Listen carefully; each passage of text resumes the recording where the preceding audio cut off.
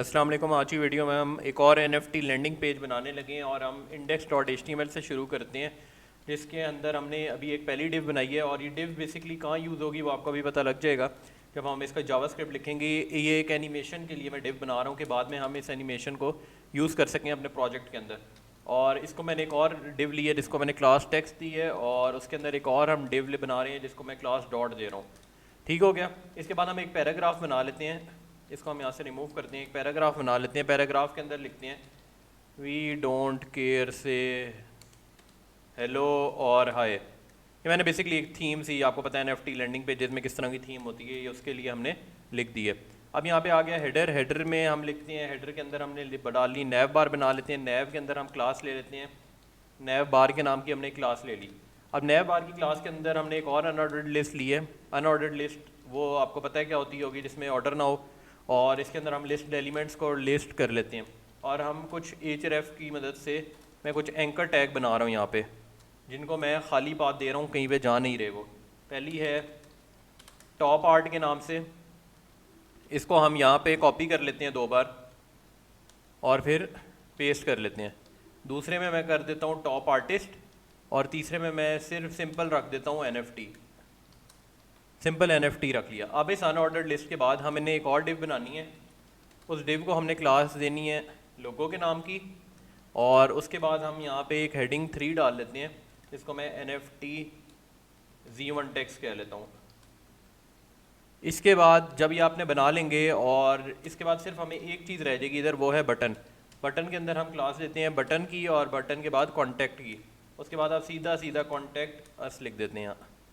जब आप ये हेडर बना लेंगे, हेडर के बाद आपने क्या करना है, अब बेसिकली आप जब हेडर बना लिया उसके बाद हम मेन कंटेनर की तरफ आ जाते हैं कि मेन कंटेनर क्या करेगा। तो हम इसके अंदर लिख लेते हैं कंटेनर। मैं आपको साथ साथ दिखाता भी जाऊंगा कि क्या क्या बनता जा रहा है। डिव के अंदर हमने कर लिया कंटेनर, डिव के बाद हमने कर ली डिव।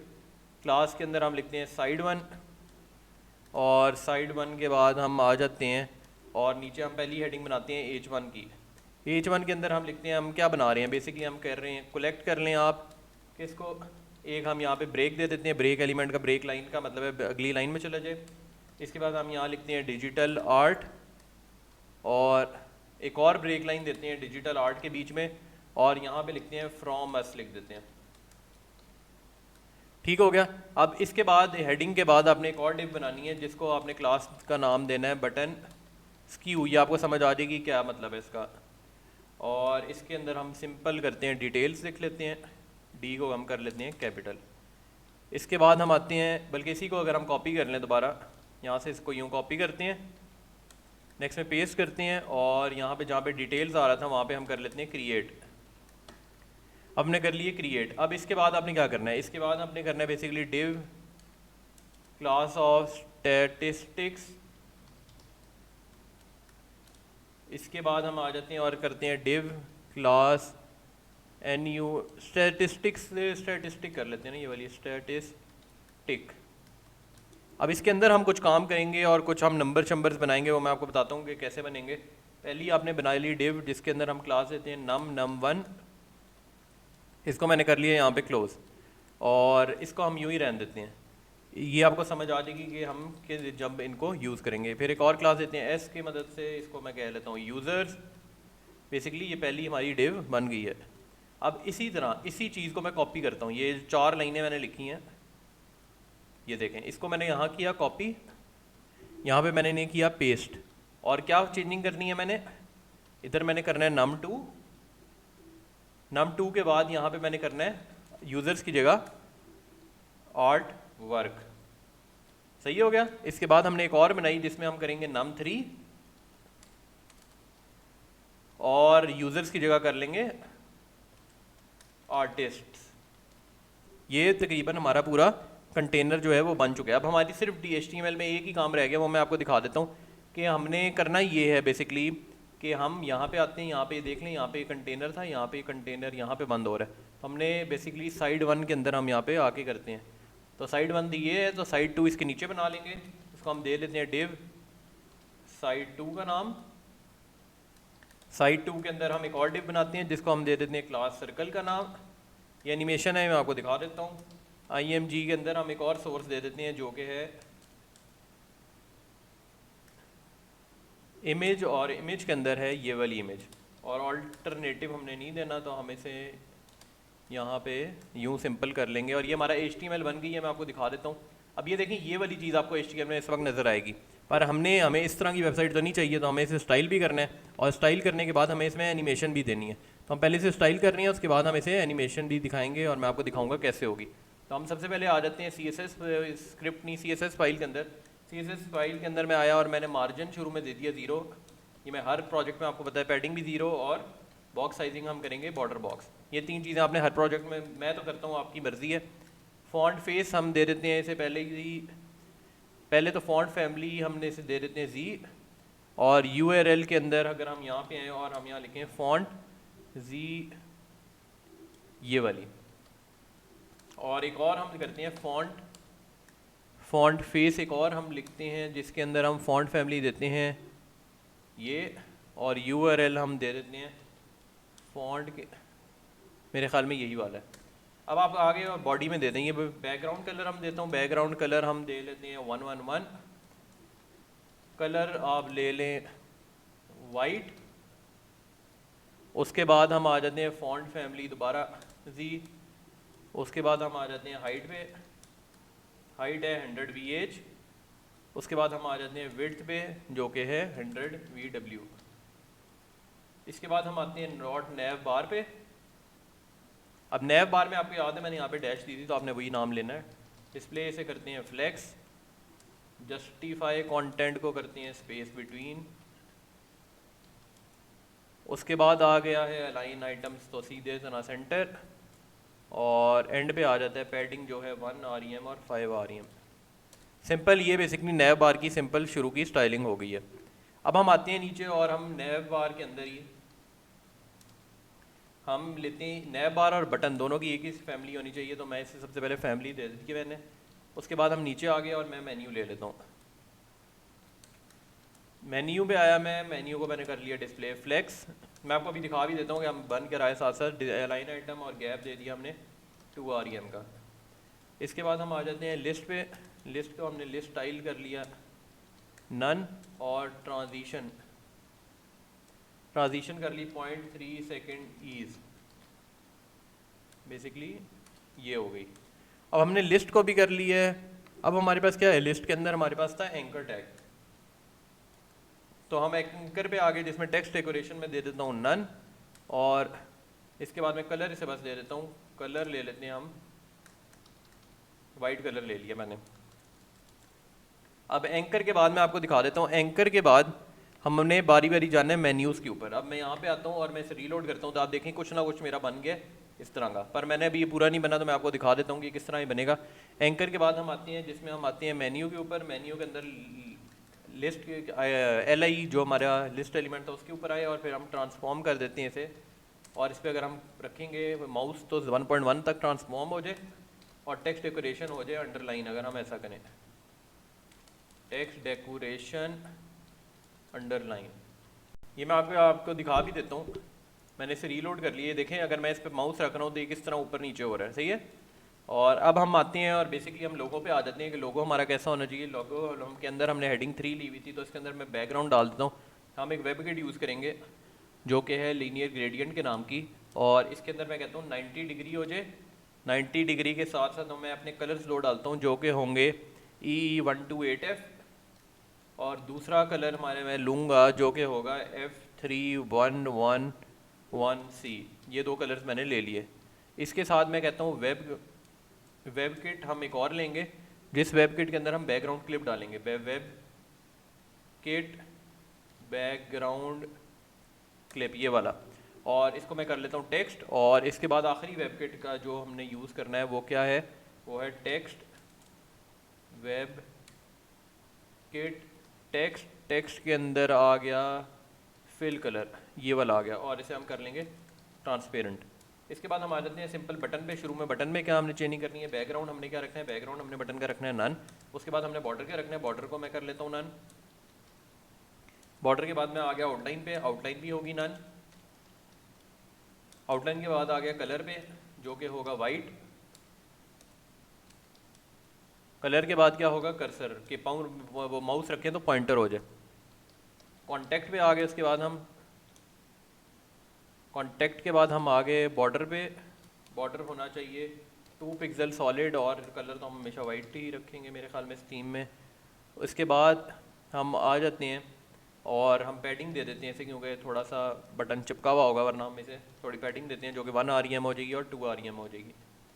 इसके बाद हम आते हैं नीचे और कॉन्टेक्ट के साथ हम आते हैं हॉवर पे। हॉवर पे आ गए और हॉवर के अंदर मैं आके लिखता हूँ बैकग्राउंड कलर, और बैकग्राउंड कवर कलर को मैं दे देता हूँ वाइट। वाइट बैकग्राउंड कलर के बाद मैं लिखता हूँ पैडिंग। पैडिंग कौन सी होनी चाहिए? 1 REM और 2 REM। या पैडिंग की तो ज़रूरत ही नहीं है क्योंकि हमने ऊपर पैडिंग दे दी थी। तो बैकग्राउंड कलर हम वाइट कर लेते हैं, और कलर को हम कर लेते हैं वाइट। वाइट तो हमने बैकग्राउंड दिया, तो बैकग्राउंड कलर करेंगे, और फॉन्ट वेट को हम कर लेंगे बोल्ड। अब हमारे पास हॉवर भी हो चुका है, मैं आपको दिखा भी देता हूँ। ये आप देख सकते हैं ये किस तरह क्या क्या चीज़ें हुई हैं, ये देखें। ठीक है, यहाँ पे मैं एक चीज़ देख लेता हूँ, ये आप इसको इस तरह निकाल लें तो ये बेहतर रहेगा, ये यूँ। ठीक है, अब ये मेरे पास शो हो चुका है। अब मैं आपको दिखाता हूँ कि हम कंटेनर पे मूव ऑन करते हैं कि हमने कंटेनर के साथ क्या क्या करना है और कंटेनर में क्या क्या हमने डिज़ाइनिंग देनी है। तो मैं सबसे पहले लिख देता हूँ कंटेनर। कंटेनर को मैंने डिस्प्ले दिया ग्रिड का। ग्रिड के बाद करते हैं ग्रिड टेम्पलेट कॉलम, जो कि है रिपीट, और 2,1 FR। हाइट कर लेते हैं जो कि है 100% में से -120 पिक्सल, और विड्थ में है 100%। इसके बाद हम आते हैं और हम पहले साइड 1 ले लेते हैं जो कि है डिस्प्ले फ्लेक्स। उसके बाद आते हैं flex direction column, justify content center. Gap में आ गए तो 3 REM। उसके बाद आगे टेक्स्ट ट्रांसफॉर्म कैपिटलाइज, और मार्जिन हो गया 0 और 5 REM। इसके बाद हम आते हैं साइड 1 H1 का। फॉन्ट साइज हम ले लेते हैं 70 पिक्सल, और लाइन हाइट हम कर लेते हैं 1.2। ठीक हो गया। इसके बाद हम आ जाते हैं स्क्यू पे, .SKEW। पोजीशन होगी रिलेटिव। इसके बाद मैं आपको दिखा भी देता हूँ क्या क्या चेंजिंग हुई है। 1 REM के साथ हम कर लेते हैं पैडिंग 1.4 REM एक्स और वाई एक्सिस पे। मार्जिन हम कर लेते हैं 1 REM, और पैडिंग राइट हम कर लेते हैं 3 REM। तो बेसिकली इस तरह ये देखें, थोड़ा सा ही लेफ़्ट पे आ गया है, राइट पे आ गया, सॉरी। अब हम आते हैं और लिखते हैं स्क्यू बिफोर और आफ्टर करेंगे हम। कंटेंट शुरू में होगा एम्प्टी। इसके बाद हम पोजीशन कर लेंगे इसकी एब्सोल्यूट। उसके बाद टॉप भी 0 होगा। उसके बाद राइट भी 0 होगा। उसके बाद हाइट 100% होगी। उसके बाद विड्थ होगी 0%। इसके बाद डिस्प्ले होगा ब्लॉक। बैकग्राउंड होगा वेब किट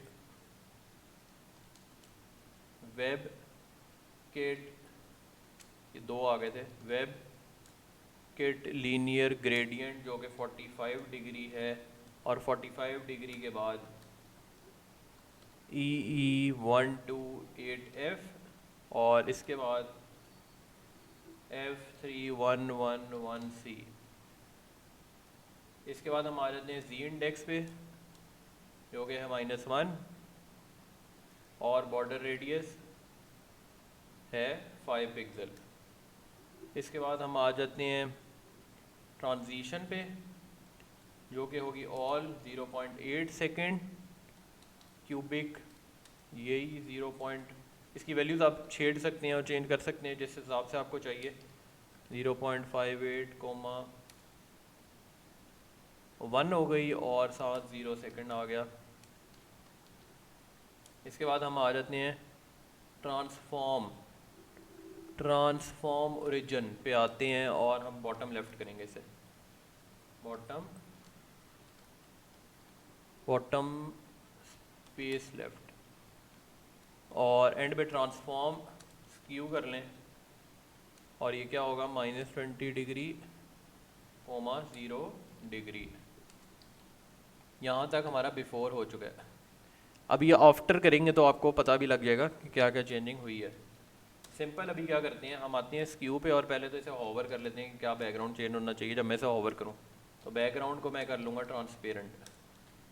इसके बाद मैं थोड़ा सा नीचे आके इसे हम यूँ कर लेते हैं और यहाँ पे आके हम लिखते हैं स्क्यू होवर बिफोर।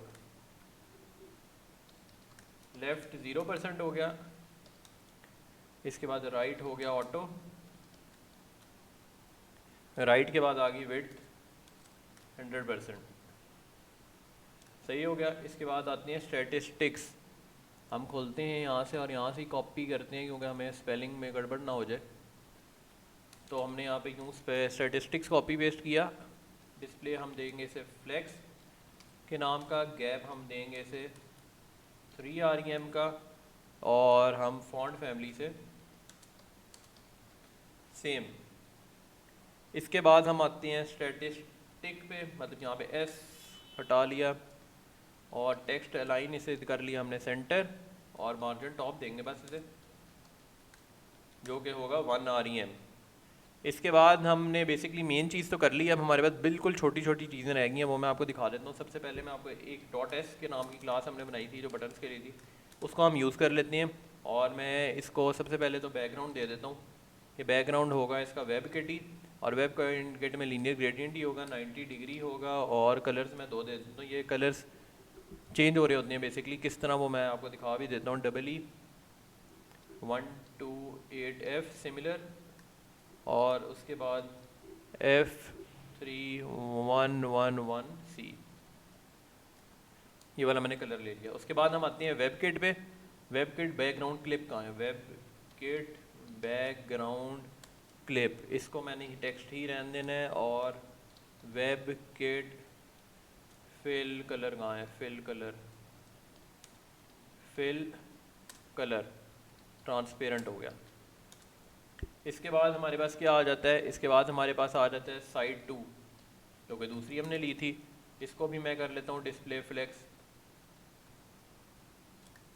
इसके बाद आ जाता है अलाइन आइटम, जो कि होगा फ्लेक्स एंड। जस्टिफाई कंटेंट हो जाएगा सेंटर, और पैडिंग कितनी होगी 0 और 1.5 REM। ये देखें किस तरह चेंजिंग हुई है। इसके बाद मैं नीचे आता हूँ और हम मेन चीज़ पे आ जाते हैं, जो कि है सर्कल। विड्थ कितनी है 450 पिक्सल, हाइट कितनी है 450 पिक्सल। इसके बाद बैकग्राउंड कौन सा है, वेब किट लीनियर ग्रेडियंट का, जो कि है 90 डिग्री, EE128F और F3111C। बैकग्राउंड की बॉर्डर रेडियस होगा 50%, मार्जिन राइट होगा 5 REM, और बॉक्स शेडो होगा 00045 डिग्री 45 पिक्सल, और RGB कलर्स होंगे 33 33 33। इसके बाद हम दोबारा सर्कल की क्लास लेंगे। सर्कल की क्लास के अंदर इमेज भी है, उसको आप मैक्स विड्थ दे देते हैं 700 पिक्सल, मैक्स हाइट दे देते हैं 700 पिक्सल, विड्थ दे देते हैं 100%,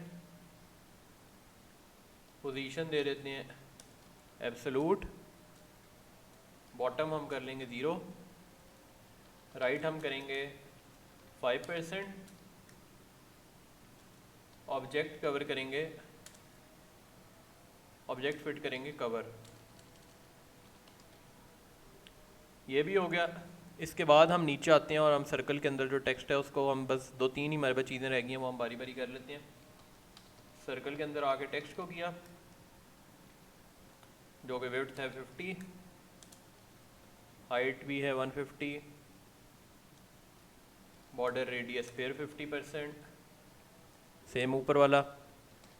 बैकग्राउंड हो गया ट्रांसपेरेंट, पोजीशन हो गई एब्सोलूट, टॉप हो गया 40%, लेफ्ट हो गया 48%, फॉन्ट फैमिली हो गई एल, मार्जिन टॉप हो गया 100 पिक्सल। और इसके बाद आगे डॉट पे, जिसका बैकग्राउंड क्या कलर है, वाइट। हाइट हम ले लेते हैं 8 पिक्सल, विड्थ भी हम ले लेते हैं 8 पिक्सल, बॉर्डर रेडियस हम ले लेते हैं 50%, पोजीशन हम लेंगे एब्सोलूट, टॉप हम लेंगे 50%, लेफ्ट भी हम लेंगे 50%, ट्रांसफॉर्म ट्रांसलेट -50% से -50%। इसके बाद हम आ जाते हैं टेक्स्ट पे, नीचे आ जाते हैं, थोड़ा सा टेक्स्ट पे कर लेते हैं। टेक्स्ट में हमारे पास क्या है, पोजीशन एब्सोलूट, विड्थ हमारे पास आ गया 100%, हाइट हमारे पास आ गई 100%। उसके बाद आगे टेक्स्ट के अंदर स्पैन पे, पोजीशन आ गई एब्सोलूट पे, लेफ्ट आ गया 50% पे, ट्रांसफॉर्म ओरिजिन आ गया 0.75 पिक्सल पे, और फॉन्ट साइज़ आ गया 10 पिक्सल पे। यहाँ पे हमारी CSS हो गई है ख़त्म। अब हमारे पास यहाँ पे जावास्क्रिप्ट आ जाती है थोड़ी सी। हमने बेसिकली क्वेरी सिलेक्टर की मदद से जितने भी टेक्स्ट के टैग्स थे जिनमें पैराग्राफ आ रहा था वो लिए हमने, और इस टेक्स्ट के अंदर हमने एक इनर HTML डाल ली कि जहाँ जहाँ पे ये आ रहा है वहाँ स्प्लिट कर ले और इन्हें मैप कर ले और ट्रांसफॉर्म और रोटेट भी कर दे साथ साथ। और साथ में मैंने तीनों जो num1 num2 num3 HTML में लिए थे, मैं आपको दिखा देता हूँ यहाँ पे। ये देखें num1 num2 num3, यहाँ पे जो हमने लिए थे यहाँ पे ये ले लिए, इनको मैंने मुख्तलिफ नंबर में दे दिया। मैं काउंटर लगा लिया, काउंटर बेसिकली ये पूरा यहाँ से लेके यहाँ तक जितना भी कोड है ये सारा एनिमेशन के लिए ही काम कर रहा है। उसके बाद हम आ जाते हैं यहाँ पे, हमने नैव बार ले ली और नैव बार के अंदर यहाँ पे हमने नैव बार के चिल्ड्रन, ड्यूरेशन, डिले, ओपेसिटी वगैरह ले ली, कितना गैप देना है दोनों में वो ले लिया, स्क्यू, स्टैटिस्टिक्स, सर्कल वगैरह में जितनी भी चीज़ें हैं देख लें। यहाँ पे मैं आपको ऊपर से नीचे एक बार स्क्रॉल करके दिखा देता हूँ क्या क्या यहाँ पे हुआ है। ओपेसिटी का मतलब बेसिकली मैं ये बता देता हूँ, जहाँ पे आपने मतलब वो कलर वाला जो होता है कि शेड मतलब लाइट हो रहा है या डार्क हो रहा है वो वाली चीज़ है ये बेसिकली। और एंड में मैंने काउंटर लगा दिए, कितने काउंटर के बाद ये दोबारा हो जाए। तो मैं आपको अब दिखा देता हूँ कोड, हम इसे यहाँ सेव कर लेते हैं और यहाँ पे आते हैं कोड पे, और मैंने इसे रीलोड किया, ये देखें कैसे आया, और यहाँ पे सर्कल की फॉर्म में आ रहा है। ये मैं दोबारा रीलोड करता हूँ, ये देखें रीलोड हुआ, यहाँ पे ये सर्कल की फॉर्म में आ रहा है। तो वीडियो अच्छी लगी तो मैं आपको मिलता हूँ नेक्स्ट वीडियो में। Thank you so much.